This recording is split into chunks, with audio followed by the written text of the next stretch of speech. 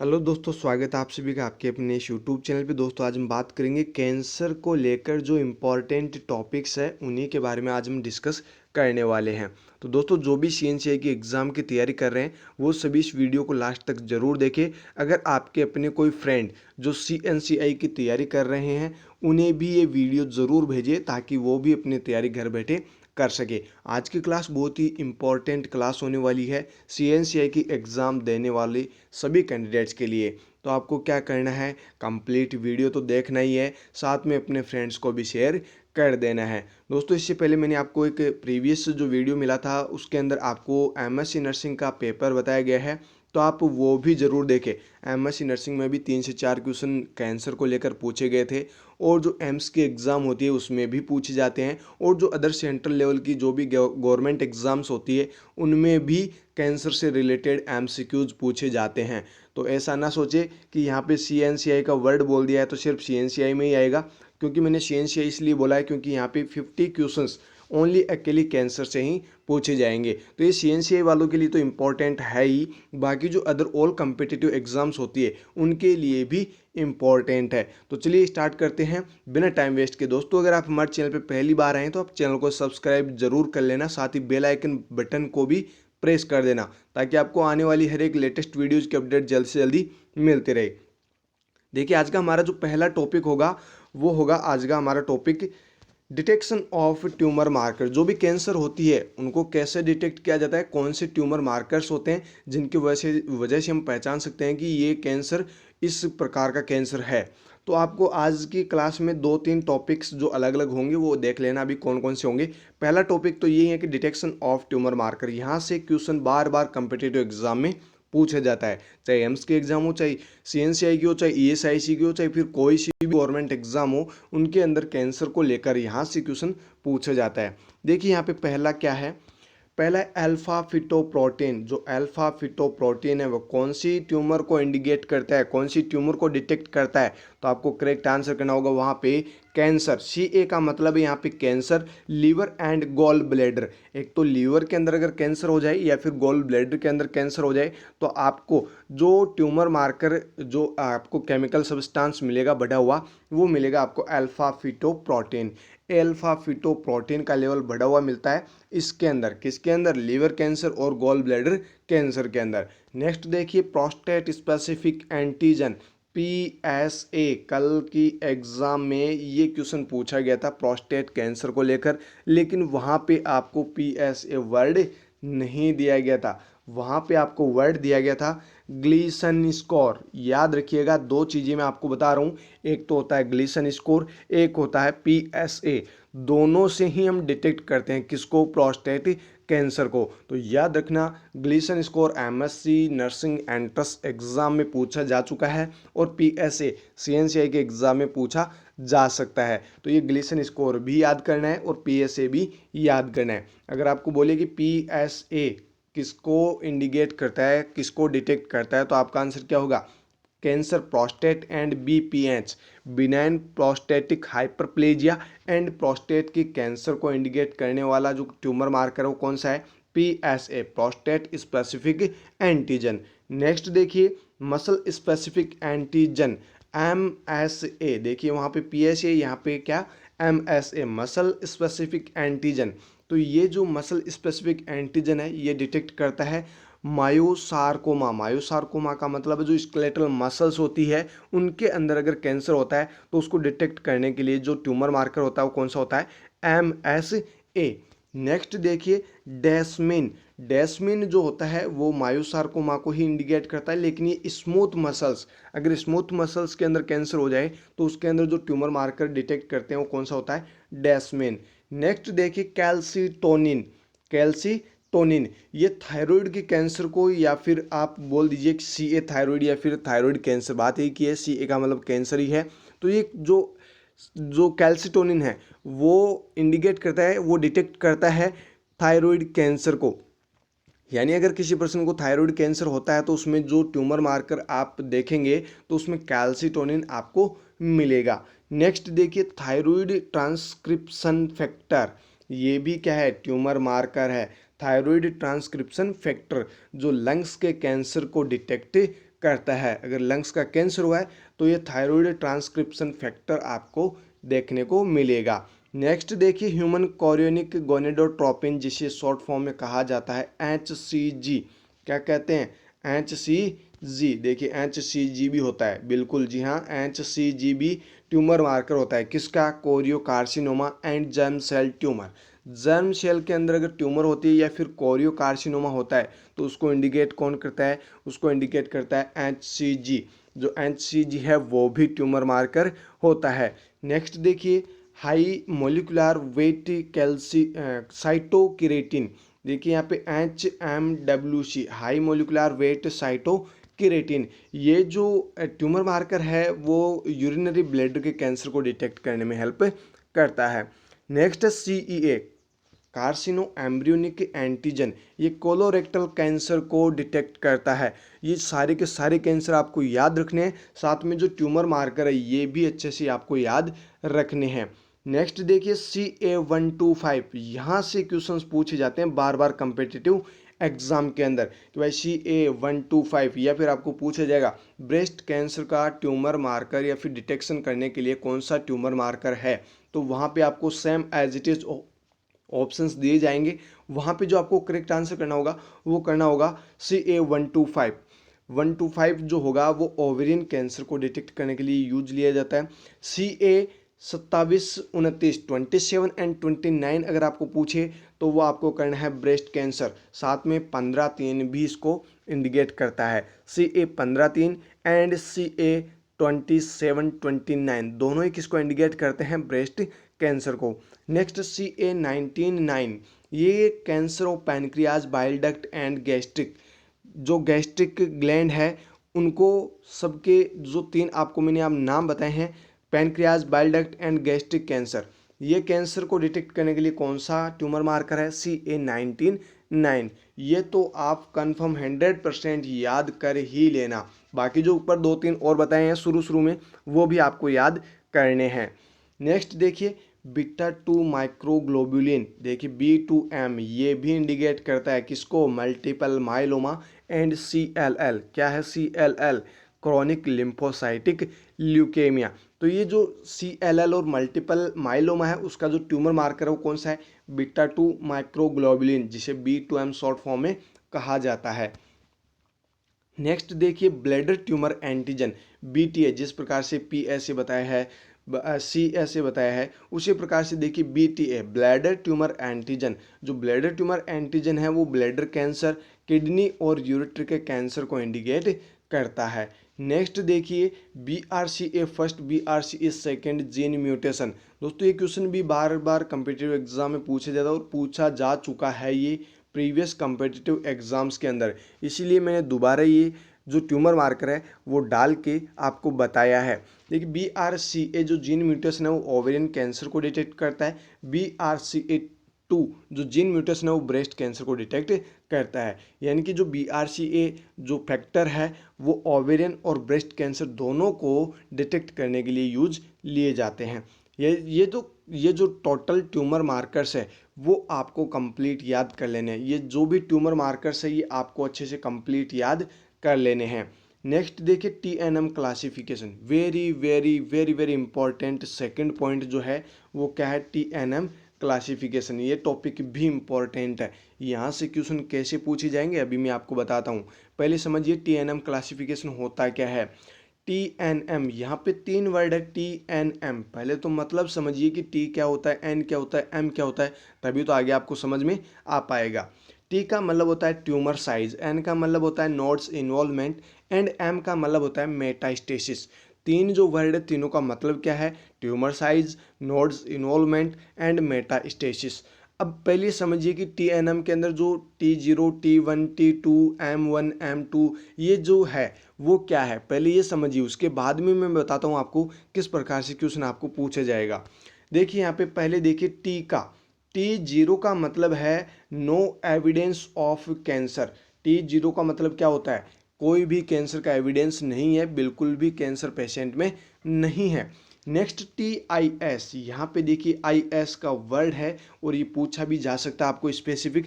TIS means या फिर stands for, यानी इसका मतलब क्या होता है, तो आपको आंसर में क्या करना होगा, carcinoma in situ, carcinoma in ex situ, इस प्रकार से आपको अलग अलग ऑप्शंस मिलेंगे, लेकिन आपको आंसर में क्या करना होगा, कार्सिनोमा इन सीटू। IS का मतलब होता है इन सीटू। नेक्स्ट देखिए T1 का मतलब है tumour size up to 2 centimetre. जो ट्यूमर है उसकी साइज 2 सेंटीमीटर से कम है, लेकिन 2 सेंटीमीटर तक उसकी ट्यूमर की साइज हो सकती है। अगर है इतनी साइज है ट्यूमर की, तो आप किस में इंडिकेट करेंगे, T1 के अंदर। ये क्लासिफिकेशन है, आप अच्छे से याद जरूर कर लेना। T2 का मतलब है 2 to 3 सेंटीमीटर। T2 कब कहेंगे, जब ट्यूमर की साइज 2 से 3 सेंटीमीटर हो जाएगी। नेक्स्ट T3 का मतलब है 3 to 5 सेंटीमीटर ट्यूमर की साइज। जो ट्यूमर की साइज वो 3 से 5 सेंटीमीटर अगर है, तो उसमें इसको T3 के अंदर इंक्लूड करेंगे। T4 का मतलब है 5 से ज़्यादा जो साइज है ट्यूमर की वो हो जाना। More than 5 centimetre tumour size T4 के अंदर इंक्लूड की जाती है। अभी मैं बताऊंगा क्वेश्चन किस प्रकार से पूछा जाता है। पहले तो आपको ये याद कर लेना है, T0 का मतलब है कि कोई भी एविडेंस नहीं है कैंसर का। TIS का मतलब कार्सिनोमा इन सीटू। T1 का मतलब है 2 सेंटीमीटर ट्यूमर की साइज हो चुकी है। T2 का मतलब है 2 to 3 centimetre and T3 3 to 5 centimetre and T4 more than 5 centimetre. तो ये क्या है, ये ट्यूमर की साइज के अकॉर्डिंग अलग अलग क्लासिफिकेशन है। नेक्स्ट देखिए एन का मतलब है नोड्स इन्वॉल्वमेंट। भाई ट्यूमर तो हो चुकी है, लेकिन नोड भी इन्वॉल्वमेंट है कि नहीं है वो भी तो जरूरी है, तभी तो TNM क्लासिफिकेशन दिया गया है। मेटास्टेसिस प्रेजेंट है कि नहीं है वो भी तो आपको देखना है। इसीलिए यहाँ से जो क्वेश्चंस बनते हैं वो बहुत ही इंपॉर्टेंट बनते हैं। देखिए N0 का मतलब है नो लिम्फ नोड इन्वॉल्वमेंट, यानी कि अगर ट्यूमर बनी है, कोई कैंसर हुआ है, तो उसके अंदर नोड इन्वॉल्वमेंट नहीं है, मतलब आप क्या देंगे, N0 नंबरिंग देंगे। N1 का मतलब है 1 लिम्फ नोड इन्वॉल्व्ड, यानी N1 का मतलब है एक लिम्फ नोड का इन्वॉल्वमेंट होना। मान लीजिए आपको कोई कैंसर के बारे में बताया है और कहा है कि उसमें लिम्फ नोड भी इन्वॉल्वमेंट है, और सिर्फ कहा है कि सिर्फ एक ही जगह की लिम्फ नोड इन्वॉल्व है, तो आप नंबरिंग क्या देंगे, N1। नेक्स्ट N2, 2 और more than lymph node involvement but not all lymph node. देखिए N2 का मतलब है कि 2 या 2 से ज़्यादा लिम्फ नोड इन्वॉल्व हो सकती है, लेकिन ऑल लिम्फ नोड इन्वॉल्व नहीं होगी, तो आप कितनी ग्रेडिंग देंगे, N2। Next N3, all surrounding lymph nodes involve. जो भी सराउंडिंग लिम्फ नोड्स है, जहाँ पर ट्यूमर बन रही है उसके जो भी आसपास में लिम्फ नोड है, वो सारी की सारी इन्वॉल्व हो जाए, तो उसे अब आप ग्रेडिंग देना N3। तो देखिए दोस्तों, यहाँ से जो क्वेश्चन पूछा जाएगा वो किस प्रकार से पूछा जाएगा वो मैं आपको बता देता हूँ। एक बार M का भी समझ लेते हैं। एक बार M0 का मतलब है नो मेटास्टेसिस, जीरो जहाँ पर भी है यानी कि कैंसर भी नहीं है। T0 का मतलब और लिम्फ नोड भी इन्वॉल्व नहीं है। M0 का मतलब नो मेटास्टेसिस, और वो आगे स्प्रेड आउट भी नहीं हो रही है। नेक्स्ट M1 यानी मेटास्टेसिस क्या है, प्रजेंट है। आपको यहाँ पे M2 M3 पढ़ने की जरूरत नहीं है, सिर्फ M1 का ध्यान रखना कि M1 मेटास्टेसिस अगर प्रजेंट है तो आपको ग्रेडिंग देनी है M1।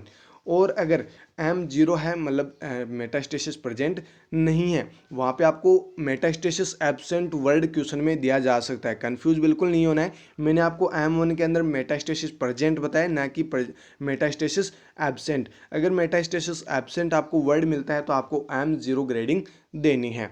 तो देखिए आपको क्वेश्चन किस प्रकार से पूछा जाएगा, मैं समझा देता हूँ एक क्वेश्चन।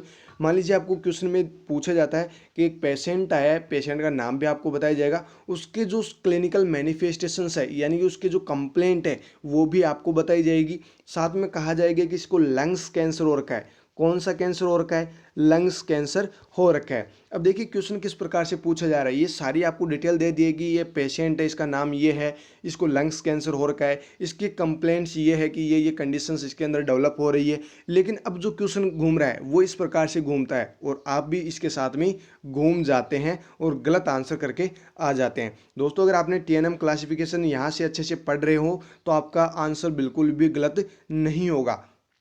देखिए आगे जो आपको क्वेश्चन में पूछा जाएगा वो इस प्रकार से पूछा जाएगा, मैंने आपको बता दिया कि नाम दे दिया और लंग्स कैंसर का आपको वर्ड भी दे दिया कि इसको ये कैंसर है, ये सिम्टम्स है। अब आपको पूछा जा रहा है कि इस पेशेंट के अंदर जो ट्यूमर की साइज है वो है 2 से 3 सेंटीमीटर। कितनी है? 2 से 3 सेंटीमीटर। साथ में बोला गया है कि 2 या 2 से ज़्यादा लिम्फ नोड्स इसके अंदर क्या है, इंक्लूड की गई है। 2 से ज़्यादा लिम्फ नोड्स इसके अंदर इंक्लूड हो चुके, इन्वॉल्व हो चुके हैं। इसके अंदर मेटास्टेसिस बिल्कुल भी प्रेजेंट नहीं है, यानी कि मेटास्टेसिस क्या है, एब्सेंट है। क्या है? मेटास्टेसिस एब्सेंट है। तो आपको आंसर क्या करना होगा, वहाँ पे TNM क्लासिफिकेशन आपको पूछा जाएगा।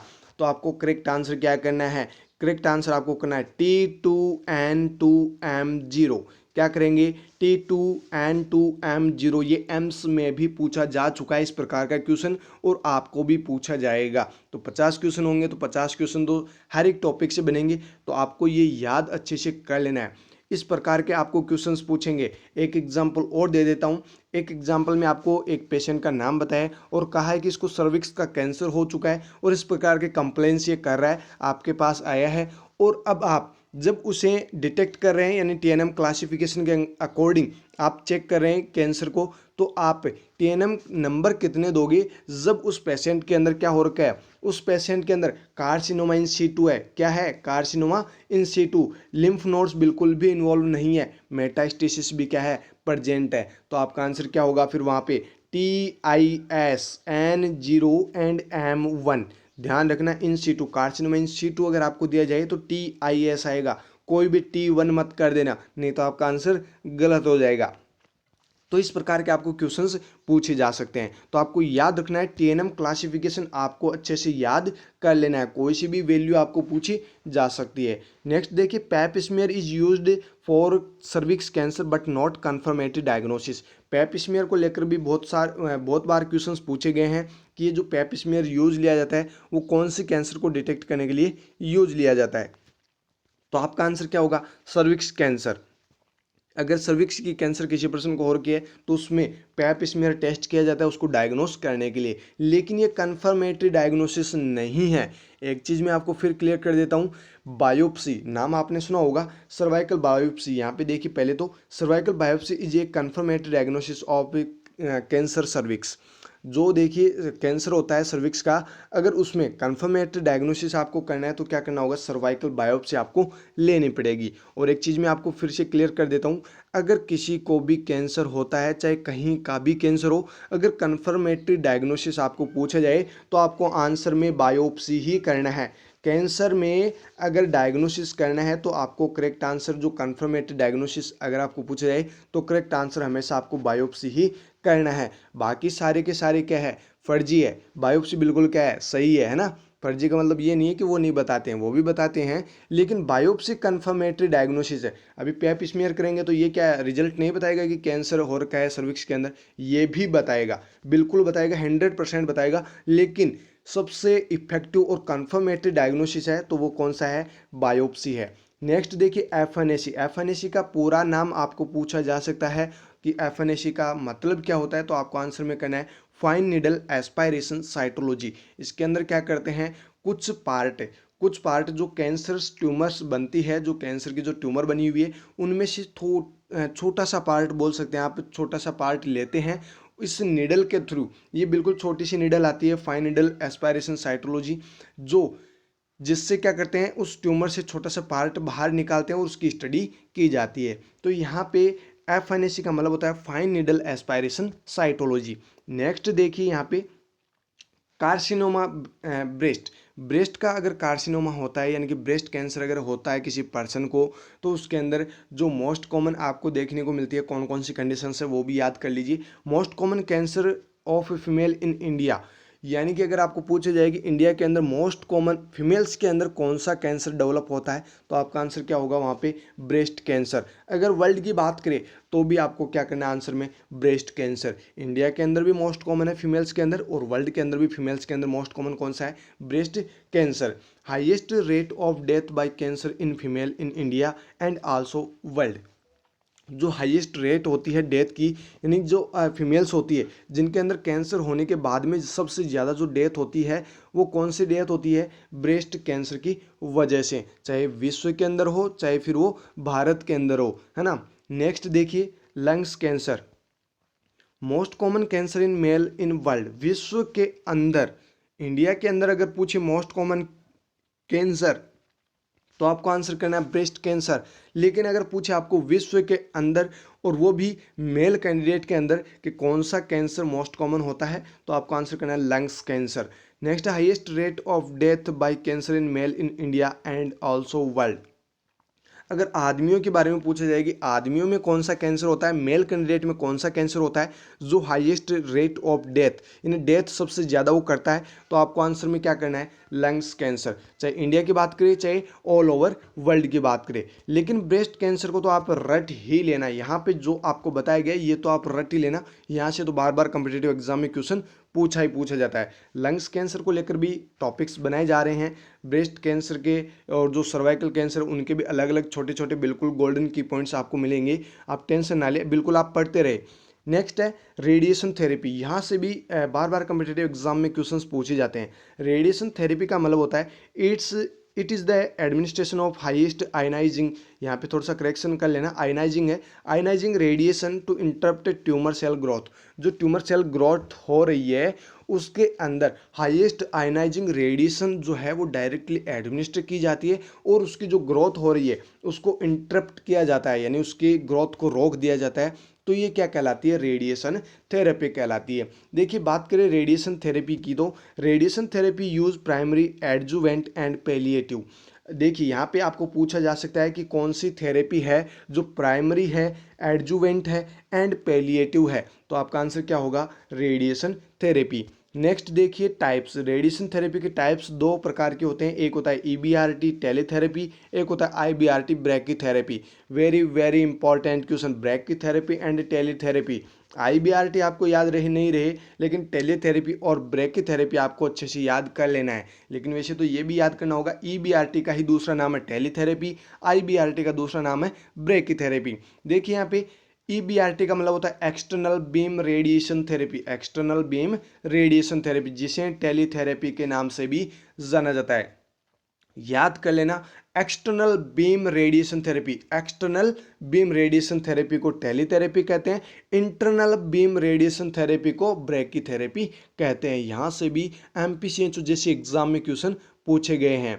नेक्स्ट यहाँ पे देखिए इसी के बारे में, क्या होती है ईबीआरटी या टेलीथेरेपी, इसके अंदर जो डिफरेंस होता है ईबीआरटी एंड आईबीआरटी के अंदर, वो होता है थोड़ा सा डिस्टेंस का, जो डिस्टेंस है उसी का डिफरेंस होता है दोनों के अंदर, बाकी चीज़ वहीं सेम होती है। देखिए क्या है, in this therapy, higher energetic ionizing radiation delivered to tumor cell from long distance with the use of betatron machine and liner accelerator। ये जो दो आपको मशीन के नाम बताए गए हैं, बीटाट्रॉन मशीन एंड लाइनर एसिलरेटर, इनके द्वारा क्या किया जाता है, हाई एनर्जेटिक जो आयनाइजिंग रेडिएशंस होती है वो ट्यूमर सेल के अंदर डिलीवर की जाती है। लेकिन यहाँ पे मैंने आपको क्या बताया, आईबीआरटी एंड ईबीआरटी के अंदर जो डिफरेंस है वो किसका है, डिस्टेंस का है, यानी कि जो ईबीआरटी के अंदर किया जाता है वो लॉन्ग डिस्टेंस होता है, यानी बहुत दूर से जो रेडिएशन थेरेपी है वो दी जाती है इसके अंदर।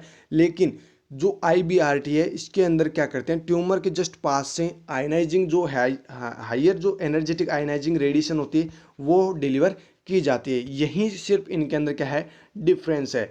नेक्स्ट देखिए आईबीआरटी को ब्रैकीथेरेपी भी कहा जाता है, यानी कि इंटरनल बीम रेडिएशन थेरेपी, यहाँ पे इसका पूरा नाम नहीं है, लेकिन आप याद रखना आईबीआरटी का मतलब है इंटरनल बीम रेडिएशन थेरेपी, जिसे ब्रैकीथेरेपी के नाम से भी जाना जाता है। Direct higher energetic ionising radiation delivered directly inside and next to tumour, यानी कि इसके अंदर क्या किया जाता है, जो हाई एनर्जेटिक आयनाइजिंग रेडिएशन होता है उसको डिलीवर किया जाता है डायरेक्ट इनसाइड द ट्यूमर, जो ट्यूमर है उसके जस्ट डायरेक्ट उसके इनसाइड में इस रेडिएशन थेरेपी को, रेडिएशंस को डायरेक्ट डिलीवर किया जाता है और नेक्स्ट टू ट्यूमर, और डायरेक्ट ये से समझ लीजिए कि यहाँ पे कैंसर और की है, यहाँ पे कैंसर और की है, तो एक्सटर्नल जो बीम रेडिएशन थेरेपी है उसके अंदर तो यहाँ से जो है वेव्स जो है हाई एनर्जेटिक जो भी रेडिएशंस है, आयनाइजिंग रेडिएशंस है वो यहाँ से डिलीवर किए जा रहे हैं। लेकिन आईबीआरटी के अंदर क्या करते हैं, यहाँ पे रखते हैं और यहाँ से डायरेक्ट डिलीवर करते हैं इनके अंदर रेडिएशन। ओके, इस प्रकार से दोनों के अंदर जो डिस्टेंस है उसी का डिफरेंस बिल्कुल होता है, बाकी और कोई डिफरेंस इनके अंदर नहीं होता है। बस आपको जो याद करना है वो करना है। EBRT को टेलीथेरेपी कहते हैं, IBRT को ब्रैकीथेरेपी कहते हैं। दोनों रेडिएशन थेरेपी के टाइप्स है। इनके अंदर कौन सा डिफरेंस होता है? इनके अंदर जो डिफरेंस होता है मेन, वो डिस्टेंस का होता है। आगे यहाँ पे ये भी आपको याद करना है, बीटाट्रॉन मशीन या फिर लाइनर एसिलेटर के द्वारा EBRT की जो हाई एनर्जेटिक जो आयनाइजिंग रेडिएशन होती है वो डिलीवर की जाती है। नेक्स्ट देखिए, IBRT के भी दो टाइप होते हैं। EBRT के कोई टाइप नहीं है, लेकिन IBRT के भी दो टाइप होते हैं। एक होता है शील्ड सोर्स रेडिएशन थेरेपी, एक होता है non shield source radiation therapy. Shield source radiation therapy का मतलब है, in this therapy the radio active substance enclose in a container. इसके अंदर जो रेडियो एक्टिव सब्सटेंस होता है उसको एनक्लोज रखा जाता है कंटेनर के अंदर। आप एग्जाम्पल की बात करें तो यहाँ पे कोबाल्ट 60 आप बोल सकते हैं, जिसको कंटेनर के अंदर रखा जाता है। यानी कि ये क्या है? Shield source radiation therapy. आपको पूछे जा सकता है एग्जाम्पल, तो आपको आंसर क्या करना है? कोबाल्ट 60। इसके अंदर क्या करते हैं, जो रेडियो एक्टिव सब्सटेंस होता है उसको कंटेनर के अंदर एनक्लोज रखा जाता है। नेक्स्ट है non shield source radiation therapy. इसके अंदर मतलब जो रेडियो एक्टिव सब्सटेंस होता है उसको एनक्लोज्ड नहीं रखा जाता है कंटेनर के अंदर, डायरेक्टली इम्प्लांट किया जाता है ट्यूमर के अंदर। जहाँ पर ट्यूमर बनी है वहाँ पर डायरेक्टली इम्प्लांट करते हैं, इसको एनक्लोज्ड नहीं रखा जाता है। तो आपको जो डिफरेंस याद रखना है दोनों के अंदर, शील्ड एंड नॉन शील्ड के अंदर, वो क्या है? जो रेडियो एक्टिव सब्सटेंस है उसको एग के अंदर एनक्लोज रखा जाता है शील्ड के अंदर। नॉन शील्ड के अंदर क्या रखा जाता है? उसको एनक्लोज नहीं रखा जाता है। नेक्स्ट देखिए, ल्यूकेमिया। ल्यूकेमिया से कुछ इंपॉर्टेंट जो क्वेश्चंस बनते हैं वो देख लीजिए। ल्यूकेमिया का मतलब समझिए पहले तो। ल्यूकेमिया का मतलब है, it is a group of haematological malignancy usually at immature stage in bone marrow. जो बोन मैरो होती है वो इमेच्योर होने की वजह से वहाँ पे हिमेटोलॉजिकल मैलिग्नेंसी बन जाती है, यानी कि ट्यूमर बन जाती है, यानी कैंसर वहाँ पे हो जाता है। यूजुअली ये एक टाइप की सार्कोमा है। जो ल्यूकेमिया है वो क्या है? सार्कोमा का टाइप है। ओके, कार्सिनोमा का नहीं है, सार्कोमा का है। ओके, यहाँ पे देखिए नेक्स्ट है ALL, इसी के टाइप है ल्यूकेमिया के, ALL एंड CLL। CLL के बारे में मैंने आपको इसका नाम बता ही दिया है। ALL का मतलब है एक्यूट लिम्फोसाइटिक ल्यूकेमिया। ये मोस्ट कॉमन डेंजरस टाइप होता है। ये ल्यूकेमिया का मोस्ट कॉमन डेंजरस टाइप होता है, याद रखना। नेक्स्ट है more common in young age, जो भी चिल्ड्रंस होते हैं उनके अंदर ये बहुत ही ज़्यादा देखने को मिलता है। जिस 14 साल तक के बच्चे आप मान सकते हैं, 14 साल तक के जो बच्चे होते हैं उनके अंदर सबसे ज़्यादा एक्यूट लिम्फोसाइटिक ल्यूकेमिया देखने को मिलता है। अगर बात करें बॉयज़ एंड गर्ल्स की, तो किसके अंदर सबसे ज़्यादा देखने को मिलता है? तो आपको आंसर क्या करना है? बॉयज़। बॉयज़ में सबसे ज़्यादा देखा जाता है बजाय गर्ल्स के। नेक्स्ट है CLL, chronic lymphocytic leukaemia, mostly in old age, 60 जो साल से अबव हो जाते हैं, 60 ईयर से अबव जो हो जाते हैं उनके अंदर जो मोस्टली कैंसर देखा गया है ल्यूकेमिया का, वो कौन सा देखा गया है? Chronic lymphocytic leukaemia. नेक्स्ट देखिए, कन्फर्मेटिव डायग्नोसिस। तो यहाँ पे ल्यूकेमिया का अगर कन्फर्मेटिव डायग्नोसिस करना है तो वो करते हैं बोन मेरो बायोप्सी। बायोप्सी का मैंने आपको अभी पहले भी बताया, अभी कुछ ही देर पहले, कि बायोप्सी इसमें कन्फर्मेटिव डायग्नोसिस होगा, चाहे फिर कहीं का भी वो कैंसर हो।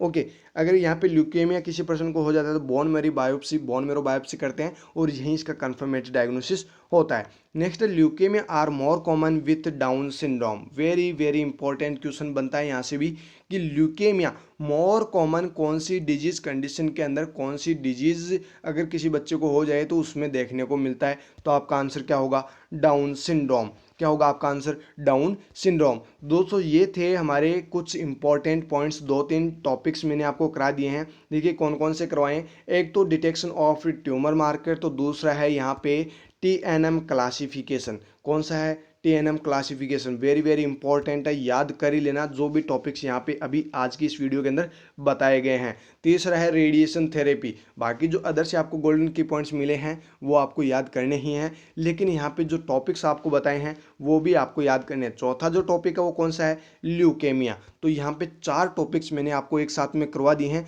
चारों टॉपिक्स आपको अच्छे से याद करने हैं अगर आप CNCI के एग्ज़ाम दे रहे हैं तो, और अपने फ्रेंड्स को भी शेयर कर देना है ताकि वो भी अपनी तैयारी घर बैठे कर सके, क्योंकि अभी लॉकडाउन है, ना तो कोचिंग्स चल रही है ना कुछ और, है ना। तो उनको भी वीडियो की लिंक शेयर कर दे ताकि वो भी पढ़ सके। फिर मिलेंगे दोस्तों, तब तक आप घर पर रहे और पढ़ते रहे। Thank you so very much.